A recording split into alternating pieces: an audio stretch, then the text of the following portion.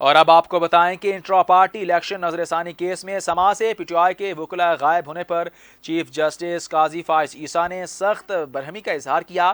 Chief justice قاضی فائز عیسیٰ نے intra party election نظر ثانی کیس میں پی ٹی آئی وکلاء کو سما سے غیر حاضر ہونے پر مزید التوا دینے سے انکار کر دیا اور کہا کہ تاخیری حربے استعمال کیے جا رہے ہیں، انہیں ہیڈ لائن چاہیے لیکن سپریم کورٹ ایسی کوئی ہیڈ لائن نہیں دے گی۔ سپریم کورٹ میں P T I intra party election نظر ثانی کیس کی سماعت ہوئی، جو کہ چیف جسٹس قاضی فائز عیسیٰ کی سربراہی میں 3 رکنی بینچ نے کی۔ بینچ نے جسٹس محمد علی مظہر اور جسٹس مسرت ہلالی شامل تھے۔ پی ٹی آئی کی طرف سے کوئی وکیل عدالت میں پیش نہیں ہوا۔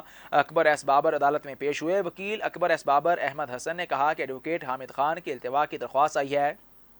چیف جسٹس نے اکبر ایس بابر کے وکیل سے مکالمہ کیا کہ کیا التوا کی درخواست کا پیراگراف نمبر 2 پڑھیں۔ اس پر حامد خان کی فیملی مصروفیت کے بارے میں پیراگراف پڑھا گیا۔ چیف جسٹس نے کہا کہ یہ تو کسی ناول التوا کی درخواست ہے، اس سے پہلے اس نوعیت کی درخواست نہیں دیکھی۔ یہ کیس 19 مئی کو مجوزہ کاز لسٹ میں سماعت کے لیے مقرر ہونا تھا۔ ایڈوکیٹ علی ظفر کی 4 جون تک عمومی التوا کی درخواست تھی۔ بینچ میں شامل ایک ممبر کی اوپن ہارٹ سرجری ہوئی۔ ڈھولچیوں نے انٹرا پارٹی الیکشن کیس کو بلے کے نشان کا کیس بنا دیا۔ ڈھولچی پہلے عدالتی فیصلے کو پڑھیں، پھر تنقید کریں، باہر جا کر پروپیگنڈا کریں، لیکن عدالت نہ آئیں، یہ مناسب ہے۔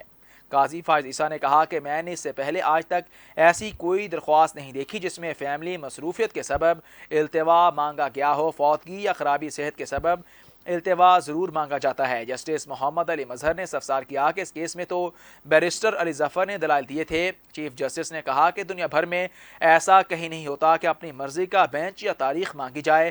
ہم یہاں کسی کے لیے کوئی الگ قانون نہیں بنا سکتے۔ ٹھیک ہے، 10 سال تک کیس نہیں چلانا چاہتے تو نہ چلائیں۔ جسٹس مسرت ہلالی نے کہا کہ کوئی طریقہ کار نہیں، کوئی جونیئر وکیل تک یہاں موجود نہیں ہے۔ چیف جسٹس نے کہا کہ اس کا مطلب ہے کہ تحریک انصاف کو اس آرڈر سے نقصان ہی نہیں پہنچا۔ نظر ثانی کی درخواست 29 مئی کی مجوزہ کاز لسٹ میں شامل تھی۔ بیرسٹر علی ظفر کی عمومی التوا کی درخواست 4 جون تک کے لیے آئی۔ اس کے بعد بینچ کی رکن جج کی اوپن ہارٹ سرجری ہوئی۔ نظر ثانی کو جلد سماعت کے لیے مقرر کرنے کی کوئی درخواست بھی دائر نہیں کی گئی۔ اب جب مقدمہ سماعت کے لیے مقرر ہوا تو کوئی نہیں آیا، پھر باہر جا کر پروپیگنڈا کیا جاتا ہے۔